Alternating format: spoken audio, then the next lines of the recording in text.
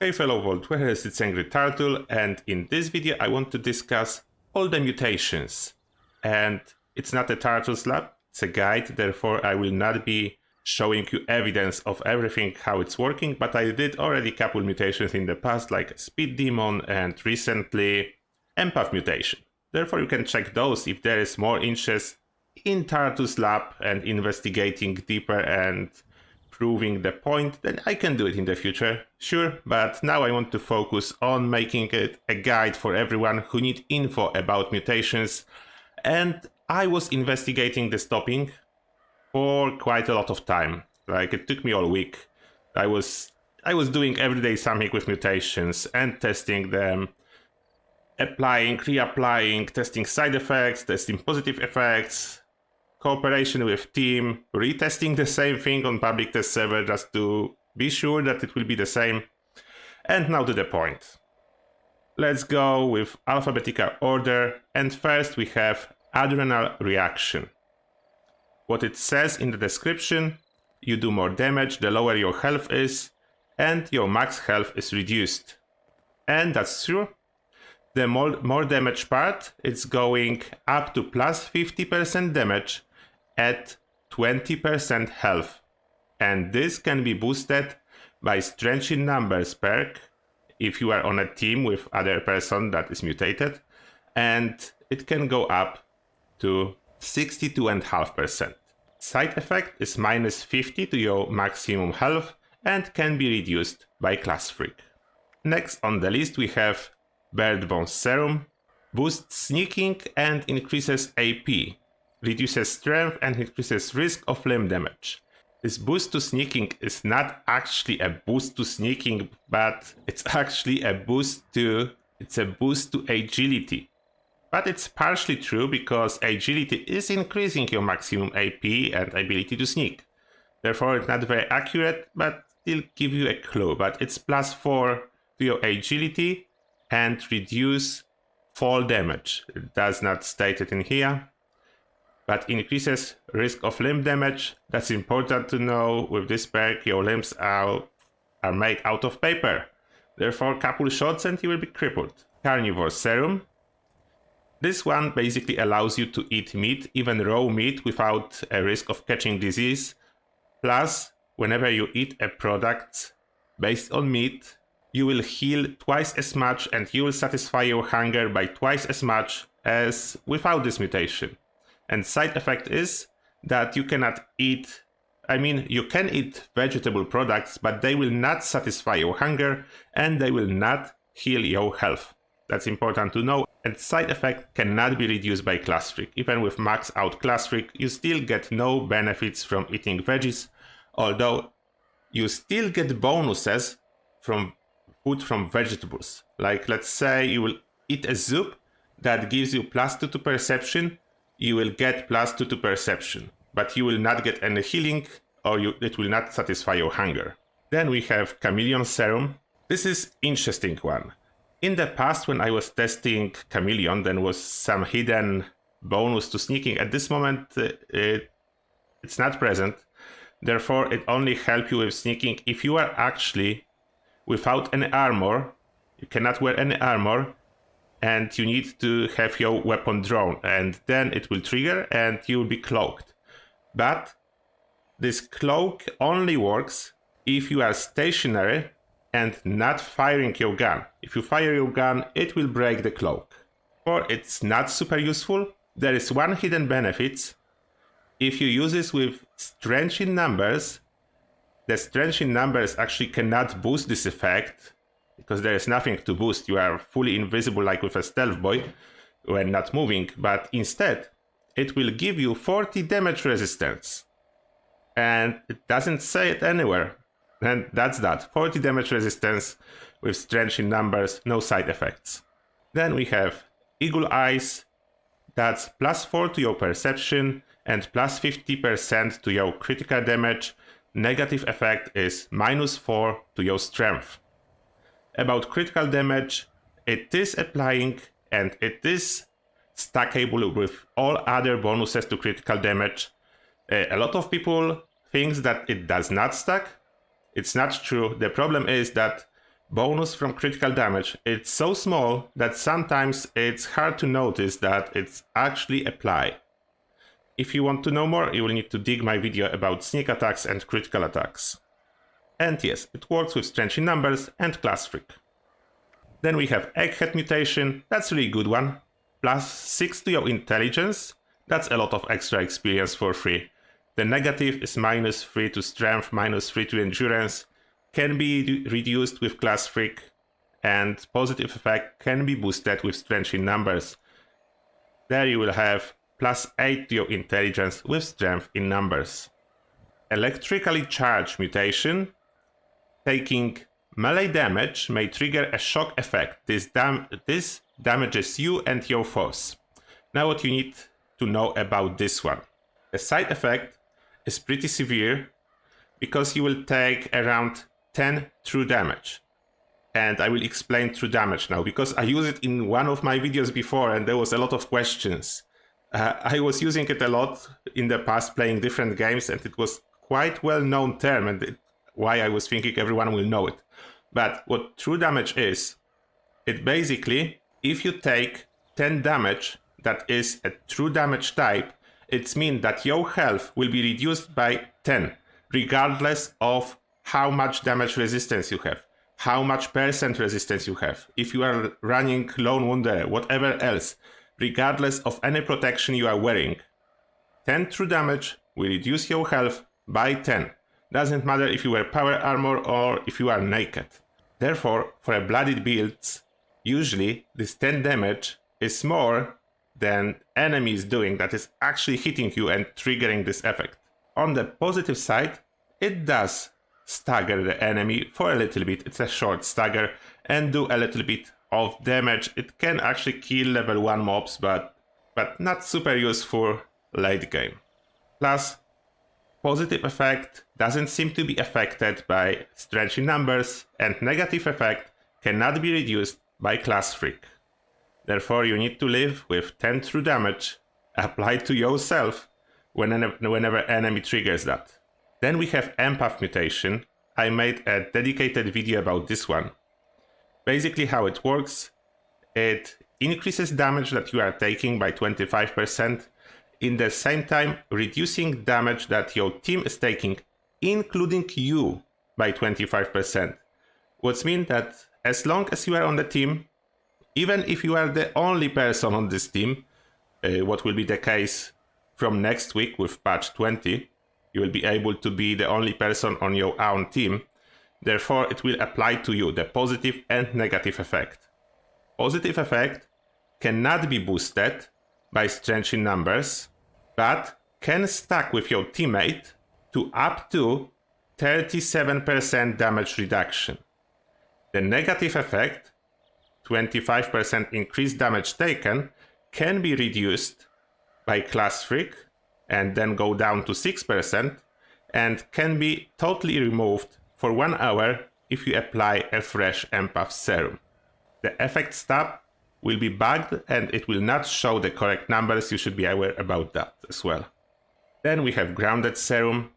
What it does, it gives you 100 energy resistance and penalty is -50% damage with energy weapons. And this is a little bit tricky to figure out which weapon is energy and which is not, because it does not depend on type of damage that weapon is doing, and it's not dependent on where this weapon is when you were crafting it. Like for example, Gauss shotgun, it's doing ballistic damage, you craft it under energy weapons, and it's not affected by this serum.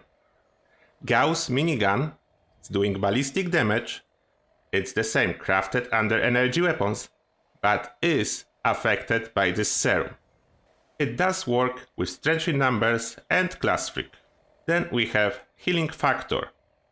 That is very popular serum, and what it does, basically, if you are not in combat and you are not starving, like I'm starving at this moment and Healing Factor is not working even though I have it applied, then your health will go up quite rapidly.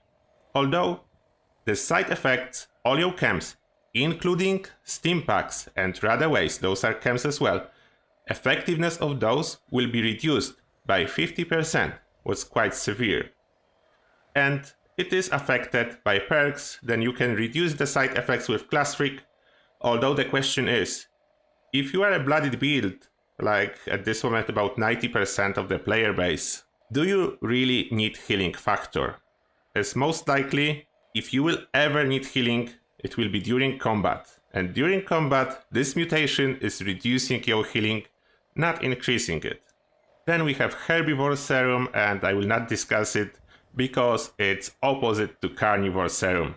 That's all you need to know about this one. Then we have Herd Mentality mutation. Your special will be increased by 2 when you are on the team. It says that your teammates need to be nearby in description. It's not true, because you count as your own teammate. What means if you are on the team, even if you are the only person of the team, you are close to yourself, and this serum will be working, and you will be getting +2 to your special. At least how it works at this moment. It can be boosted by Strange in Numbers, and side effects can be reduced by Class Freak. Then we have Marsupial mutation. That's the best one of all. It's the one that allows you to jump on the roof of the buildings like it's normal. Apart from that, it boosts your carry weight by 20 and your intelligence is reduced by 4. It does work with Strange in Numbers, allowing you to jump even higher, and side effect can be reduced with Class Freak. Then we have Plague Walker Serum. That's interesting one. Basically you have a poison aura that scales with number of your diseases, up to 5 diseases. And it says here you cannot recover from diseases you contract. It's not true. You can recover from them. The only thing is that with this serum applied, the side effect actually is extending the duration of the disease. But I don't know exactly by how much. But diseases you contract with Plague Walker as mutation, when side effects are active, will last longer. But you can heal them normally with Disease Cure or with Fountain in White Spring, no problem. I have no idea if it's actually working with Strange in Numbers or Class Freak. I wasn't able to prove it either true or false. Then we have Scaly Skin Serum. This one gives you 50 damage and energy resistance, and penalty you will lose 50 action points. It does work with Strange in Numbers perk and Class Freak perk. It's quite useful mutation. Then we have Speed Demon Serum. This one increases your movement speed, reload speed, and penalty is you will need to eat and drink more, and this side effect applies when you are moving. It's not actually says it in this description. Those descriptions are messed up, to be honest, but when you are moving. The additional hidden bonus of Speed Demon side effect that you cannot see anywhere, but it's working, is if you are a low health build, your health will be jumping back up to your highest HP bonus. Basically what this means, let me give you an example. Let's say you are running Life Giver and Rejuvenated perk. You are well fed at the moment, what means that you are getting +50 hit points from Rejuvenated and +45 from Life Giver. In this moment, your highest health bonus is from Rejuvenated and it's 50 hit points. Therefore, if enemies will shoot you, your health will drop below 50 and you move, or even better sprint. Very quickly, your health will jump back up to 50. If you have only Life Giver and no Rejuvenated, therefore your highest health bonus is 45 from Life Giver, it will be the same effect, but if your health drops below 45, you move or sprint, it will jump back up to 45. It's exactly how this one is working. No one knows why, but it's the case. And it's actually a side effect of this mutation that it's not showing anywhere. It's not a positive one. If you drink a serum though, that's interesting. You will remove side effect, but not the negative one. You will still get more hunger and thirst, but you will remove this auto-healing. And it doesn't work with strength in numbers. Class Freak doesn't work either for whatever reason. Then we have Talons mutation.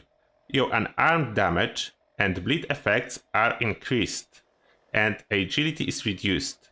Then the positive effect, it does increase unarmed damage by 25%, it can be boosted with strength in numbers, and side effects, your agility is reduced by 4, and the side effect can be reduced with Class Freak. The bleed effect is present, but it doesn't stack with your perks, it doesn't stack with any of your damage bonuses, therefore, if you are an arm build with a lot of damage, this bleed effect is almost invisible. If you are on the character with, let's say, 1 strength and no perks boosting your unarmed damage, you will see this bleed effect. But it's just a gimmick, to be honest. Then we have Twisted Muscles. This one boosts your melee damage overall. That includes your unarmed damage. Therefore, like let's say, Deathclaw Gauntlet is a fist weapon and will be boosted by Talons, but in the same time, it's a melee weapon and will be boosted by Twisted Muscles. Grognak Axe is a two-handed weapon, will be boosted by Twisted Muscles, but will not be boosted by Talons. I hope it's clear explanation. And the same thing, you get more damage, 25%, and you have chance to cripple your enemies when you hit them. Although usually they will be dead when you hit them, and this crippling effect is not so useful, but the damage is awesome. Then side effect, accuracy of your guns is reduced. And important side note, it does not apply to VATS accuracy. VATS accuracy is not affected by this side effect. Your free aim accuracy though is affected. The side effect can be reduced with Class Freak, and positive effect can be boosted with strength in numbers. Then we have Unstable Isotope. This one is very similar to electrically charged, but the big difference, it's doing radiation damage, what means it's not doing any damage to most of your enemies, as those are immune to radiation. It's doing about the same amount of true damage to you, then that's not good. As well, it cannot be boosted by strength in numbers, and side effects cannot be reduced by Class Freak. On the positive note, animation is really cool and looks like a mini nuclear explosion. And that's it. All 19 mutations explained as well as I was able to. Hopefully I didn't miss anything important.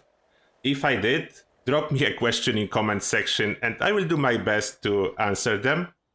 If you know something about those mutations that I didn't say about, yeah, the same thing. Go into the comment section and let me know. And as always, thank you a lot for watching and see you guys in the next one.